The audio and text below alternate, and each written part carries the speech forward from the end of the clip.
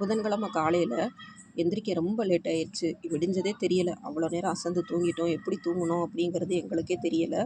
எந்திரிச்சு பார்த்தா மணி 8. நீ இதுக்கு மேலே சோறு குழம்பாக்கி எல்லாரையும் வெளியேற்றுறது ஆகாத காரியம். ஏதாவது ஒரு சிம்பிளான சாப்பாடாக செஞ்சுருவோம் அப்படின்னு சொல்லிட்டு லெமன் கிண்டுவோம் அப்படின்னு. லெமன் வேணாம் சித்தி, தயிர் சாதமே செஞ்சுருவோம் அப்படின்னு சொல்லிட்டு குக்கரில் சோற வச்சாச்சு. எனக்கு வெரைட்டி ரைஸ்லேயே எனக்கு ரொம்ப பிடிச்சது பார்த்திங்கன்னா தயிர் சாதம் தான் எனக்கு ரொம்ப பிடிக்கும். ஏன்னா எங்கள் வீட்டில் வந்து அது ரொம்பவே நல்லாவே செய்வோம். இப்போ குக்கர் சோறாக இருந்தால் கூட நல்லா தண்ணி நிறையா வச்சு கொஞ்சம் நெழுகலாகவே நம்ம வந்து அந்த வைக்கணும். நம்ம வந்து இல்லை சட்டியில் நம்ம வடித்து விட்றதா இருந்தால் அந்த பக்குவம் தேவையில்லை. குக்கர்னால் மட்டும் நம்ம தண்ணி கொஞ்சம் கூட வைக்கணும். இல்லைன்னா நம்ம குக்கர் விசில்லாம் போன பின்னாடி மூடியை திறந்துட்டு நம்ம தண்ணி கொஞ்சம் மேலாப்பில் ஊற்றணும். இல்லைன்னா நீச்சல் தண்ணி வீட்டில் இருந்துச்சுன்னா ஊற்றினோம்னா ரொம்பவே டேஸ்ட்டாக இருக்கும் இந்த தயிர் சாதத்துக்கு. இன்றைக்கி மூடியை திறந்தோடனே எங்கள் வீட்டில் நீச்சல் தண்ணியும் இல்லை, வடிச்ச கஞ்சியும் இல்லை, ரெண்டுமே இல்லை. இன்றைக்கி சுடு தண்ணியை ஊற்றி நல்லா கிளறி ஒரு 10 நிமிஷம் மூடி வச்சுட்டோம். அது கொஞ்சம் நெழுகன ஆனவுடனே நம்ம இதுக்கு ஒரு தாளிப்பு கொடுத்துருவோம். அதுக்கு பார்த்திங்கன்னா கொஞ்சம் தேங்காய் எண்ணெய், கடுகு, உளுத்தம்பருப்பு, கடலப்பருப்பு, இஞ்சி, பச்சை மிளகா, கருவேப்பிலை, கொத்தமல்லி, கொஞ்சோண்டு பெருங்காயப்பொடி, இது எல்லாத்தையுமே சேர்த்து தாளித்து அந்த சோறோடு கலந்து நல்லா பிரட்டி விட்டுட்டு லாஸ்ட்டாக தான் நம்ம வந்து தயிர் சேர்க்கணும். தயிரும் பாலும் சேர்த்துட்டோம்னா, முன்னாடியே சேர்த்தோம்னா அது வந்து ஒரு மாதிரி உறிஞ்சி சோறு ரொம்ப ட்ரையாக இருக்க மாதிரி இருக்கும்.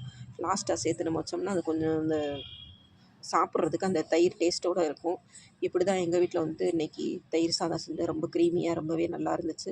2 நேரமே இன்றைக்கி வந்து தயிர் சாதமே போட்டுட்டோம். இன்றைக்கி இதுக்கு தொட்டுக்கிற என்ன செஞ்சுருந்தோம் அப்படின்னு பார்த்திங்கன்னா உருளைக்கிழங்கு வறுவல் தான் செஞ்சுருந்தோம். எங்கள் வீட்டில் வர வர பார்த்திங்கன்னா உருளைக்கிழங்கு வறுவல் ரொம்ப அடிக்கடி செய்கிறதுனால எனக்கு வந்து இந்த உருளைக்கிழங்கு வறுவலே எனக்கு பிடிக்கல.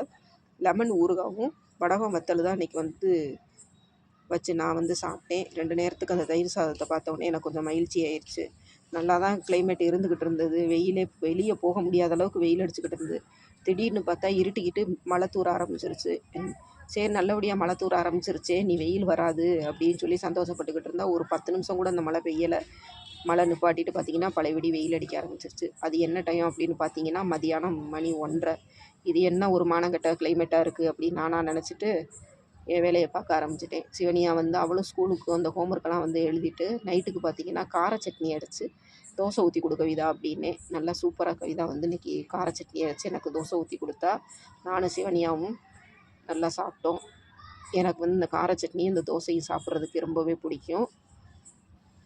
ஒரு தோசைக்கு 1.5 வண்டி சட்னியை ஊற்றி நான் நல்லா சாப்பிடுவேன். சாப்பிட்றது தானே பிறந்திருக்கோம். நல்லா சாப்பிட்டு அனுபவிச்சுட்டு போவோம். வேறு என்ன சாதிக்க போகிறோம்.